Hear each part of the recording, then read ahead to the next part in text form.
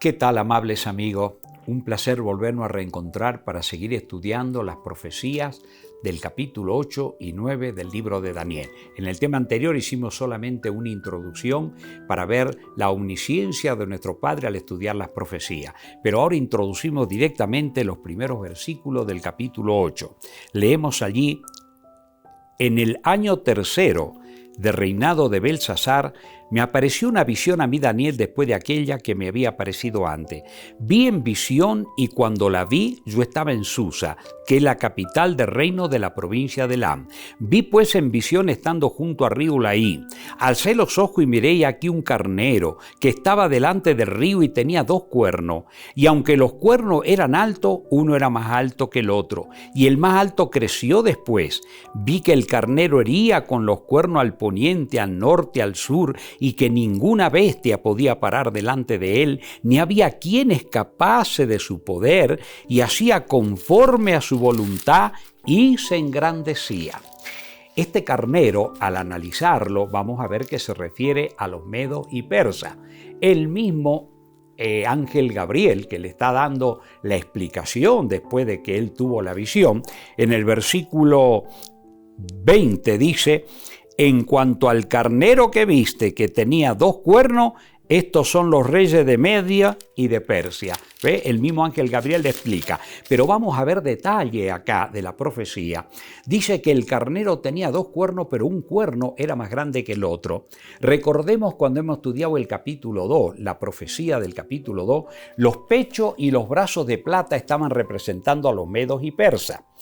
Pero resulta que habíamos visto que un brazo es más fuerte que el otro. Bueno, los persas tenían más fuerza y más dominio que los medos, pero cuando muere Darío, el tío de Ciro, entonces Ciro se hace cargo del imperio y, de acuerdo a los historiadores, de ahí para adelante se llamó solamente imperio persa, ya no se llamó más imperio medo-persa. Pero de todas maneras, acá tenemos otro detalle. Cuando vimos en el capítulo 7 el oso que representaba a los medos y persas, vimos también que el oso se alzaba de un costado más que del otro. O sea, fíjense en los detalles en la profecía. Acá dice que un cuerno era más grande que el otro. O sea, Dios permite todo esto, amigos. ¿Por qué? Porque tristemente hay muchas personas que al estudiar las profecías toman texto aislado de su contexto y le dan una interpretación que no corresponde. Pero Dios trata de dar detalle tras detalle para que no nos equivoquemos y siempre comprendamos la revelación de estas verdades. Qué interesante que acá en este capítulo el mismo ángel Gabriel está explicando que esta bestia representaba lógicamente a los medos y persas. El dominio de los persas, dice ahí el versículo acerca de cómo se desarrollaba. Dice el verso 4: vi que el carnero hería con los cuernos al poniente, al norte, al sur, y que ninguna bestia podía pararse delante de él. O sea, al poniente, al norte, al sur. O sea, todo este desarrollo que tenían ellos, según los historiadores mismos, dicen que se extendía desde la India hasta Etiopía, que eran los límites prácticamente del mundo conocido en aquel entonces. Pero ¿saben una cosa? Ya lo decía la Biblia también. Si nosotros vamos al libro de Esther, por ejemplo, el capítulo 1 y el verso 1, dice: aconteció en los días de Asuero, el Asuero que reinó desde la India hasta Etiopía sobre 127 provincias. Así que ya la Biblia explicaba cómo iban a reinar los medos y persas. Pero ¿qué sigue diciendo la profecía? El versículo 5, volviendo al capítulo 8 de Daniel: mientras yo consideraba esto, antes de ver a la segunda bestia que aparece acá, me llama mucho la atención esta expresión: mientras yo consideraba esto. Cuando vamos al capítulo 7, el versículo 15 y el versículo 19 también, dice: se me turbó el espíritu a mí, Daniel, en medio de mi cuerpo, y las visiones de mi cabeza me asombraron. El versículo 19: entonces tuvo deseo de saber la verdad acerca de la cuarta bestia, que era tan diferente. ¿Qué podemos aprender acá del espíritu del profeta Daniel? quería indagar, quería conocer, quería informarse. Inclusive cuando llega el final en el capítulo 12, cuando Dios le revela todas estas visiones al profeta Daniel, fíjense en lo que el profeta Daniel decía.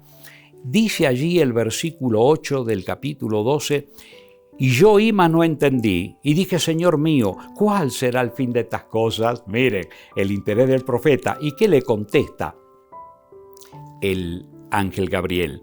Él respondió, anda Daniel, pues estas palabras están cerradas y selladas hasta el tiempo del fin. En otras palabras, para nosotros empezamos a comprender, cuando se habla del tiempo del fin en profecía, se habla a partir de 1798, cuando ya caía el poder representado por aquel gran sistema, ¿verdad?, que corrompió la tierra, pero Dios comienza a revelar las grandes verdades proféticas para que la comprendamos. Y dice, muchos serán limpios y emblanquecidos y purificados.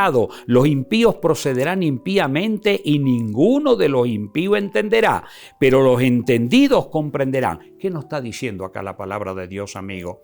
Nos está diciendo, los entendidos son aquellos que queremos conocer la voluntad de Dios. Saben que este mundo ha absorbido de tal manera nuestro tiempo que las personas están muy absorbidas por los afanes de esta vida, el trabajo incesante, los deportes, los placeres, las diversiones, que poco tiempo tienen para comprender de su existencia y del glorioso plan que Dios tiene para un día darle la redención eterna.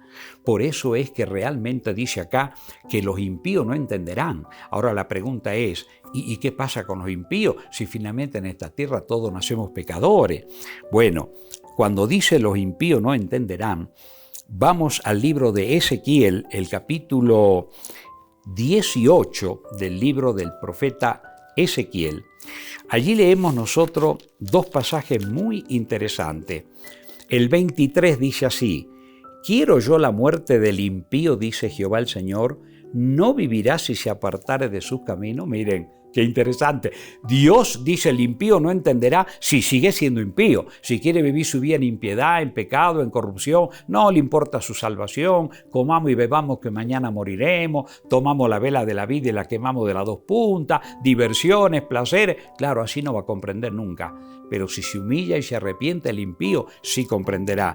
Y el verso 32 dice, porque no quiero la muerte del que muere, dice Jehová el Señor, convertíos pues y viviré. Sí, amigo, al estudiar las profecías vamos a ir comprendiendo esta verdad. Pero vamos ahora a la segunda bestia, versículo 5 del capítulo 8. Mientras yo consideraba esto, he aquí un macho cabrío, venía del lado del poniente sobre la faz de toda la tierra, sin tocar tierra, y aquel macho cabrío tenía un cuerno notable entre sus ojos, y vino hasta el carnero de dos cuernos, que yo había visto en la ribera del río, corrió contra él con la furia de su fuerza, y lo vi que él llegó junto al carnero, y se levantó contra él y lo hirió, y le quebró sus dos cuernos, y el carnero no tenía fuerzas para pararse delante de él. Lo derribó por tanto en tierra, y lo pisoteó, y no hubo quien librase al carnero de su poder. Y el macho cabrío se engrandeció sobremanera, pero estando, dice, en su mayor fuerza, aquel gran cuerno fue quebrado, y en su lugar salieron otros 4 cuernos notables hacia los 4 vientos del cielo. ¿A quién está representando este macho cabrío? Y con toda esa característica, el mismo ángel Gabriel se lo va a explicar a Daniel. Dice el verso 21 en adelante, el macho cabrío es el rey de Grecia, y el cuerno grande que tenía entre sus ojos es el rey primero. Y en cuanto a cuerno que fue quebrado, y sucedieron 4 en su lugar, significa que 4 reinos se levantarán de esta nación, aunque no con la fuerza de él. Recordemos lo que ya hemos visto en el capítulo 7. Miren cómo Dios está haciendo una repetición con distintas identiquitas acá de visiones, de animalitos, pero está haciendo una explicación hermosa. En el capítulo 7 leímos, ¿verdad?, que Grecia estaba representada por el leopardo con 4 alas. Acá dice que este macho cabrío no tocaba suelo, o sea, está hablando la rapidez de conquista con la cual Alejandro Magno avanzó de una manera impresionante realmente. Y entonces aquel hombre conquistó a los 25 años el imperio. Cuando se estudian los detalles, cómo fueron derribados los medos y persas, en la batalla de Iso, en la batalla de Arbela, en la batalla de Granicó, la historia revela cómo Alejandro Magno tomó la posición del reino. reino. Pero estando en la mayor fuerza, tristemente a la edad de 33 años Alejandro muere. Habíamos visto en el capítulo 7 al estudiar los detalles, víctima de sus continuas borracheras. Una noche tomó 2 veces la copa de Hércules que tenía 5 litros y tristemente la historia dice que después de 10 días murió de una gran fiebre. Entonces, ¿qué ocurrió? A su hijo póstumo lo asesinan, al que podría haber sido el sucesor, y entonces los 4 generales principales, Casandro, Lisímaco, Ptolomeo y Seleuco, se lo disputaron al imperio, y el imperio ya no quedó con la misma fuerza que tenía cuando había una sola cabeza visible. Así que, mi amigo, ahí está el relato claro de cómo se cumplió la profecía también en estos detalles y cómo Dios va mostrando de una y de otra forma, porque finalmente vamos a ver, lógicamente, que es otro el punto que vamos a ver en estas profecías al ir desarrollándola, pero todos estos detalles nos hacen comprender cómo la repetición es la madre del saber, y Dios, para que no nos confundamos, en distintas profecías va mostrando los mismos detalles con distintas características. Entonces, para introducir el tema de la próxima semana, que vamos a analizarlo en detalle, vamos a leer ahí ahora desde el versículo 9 en adelante. Y de uno de ellos salió un cuerno pequeño, que creció mucho al sur, al oriente y hacia la tierra gloriosa, y se engrandeció hasta el ejército del cielo, y parte del ejército y de la estrella echó por tierra y la pisoteó. Aún se engrandeció contra el príncipe de los ejércitos, y por él fue quitado el continuo sacrificio, y el lugar de su santuario fue echado por tierra. Y a causa de la prevaricación le fue entregado el ejército junto con el continuo sacrificio, y echó por tierra la verdad e hizo cuanto quiso y prosperó. ¿Quién representa ahora este cuerno pequeño? Vamos a ver al analizar esta parte que este cuerno pequeño ahora está unido la Roma pagana y la Roma religiosa. En el capítulo 7 la bestia espantosa y horrible era la Roma pagana y el cuerno pequeño que creció después entre los 10 es la Roma religiosa. Pero en esta profecía Dios va a unir a las 2 potencias.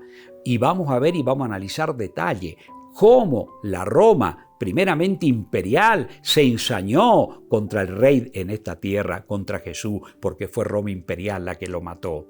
Pero también, ¿verdad?, se ensañó contra los cristianos en su persecución. Y vamos a ver cómo la Roma religiosa también echó por el suelo el lugar del santuario de Cristo. Él es nuestro único mediador entre Dios y los hombres. Y han puesto más de 30.000 santos y santas para hacerle creer a la gente que son los mediadores de ellos, cuando la Biblia dice tenemos un solo mediador entre Dios y los hombres, Jesucristo hombre. Así que por lo tanto en el próximo tema vamos a analizar detalle el surgimiento de este cuerno pequeño, de qué lugar geográfico surge Roma en el 168 a.C.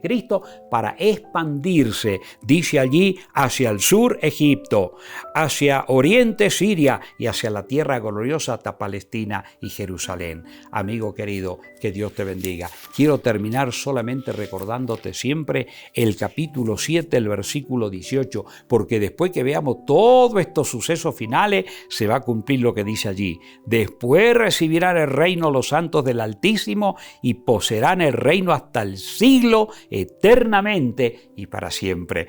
Vamos a ver en esta profecía que nos acercamos a la hora del juicio preadvenimiento en el cielo antes que Jesús aparezca en gloria y majestad.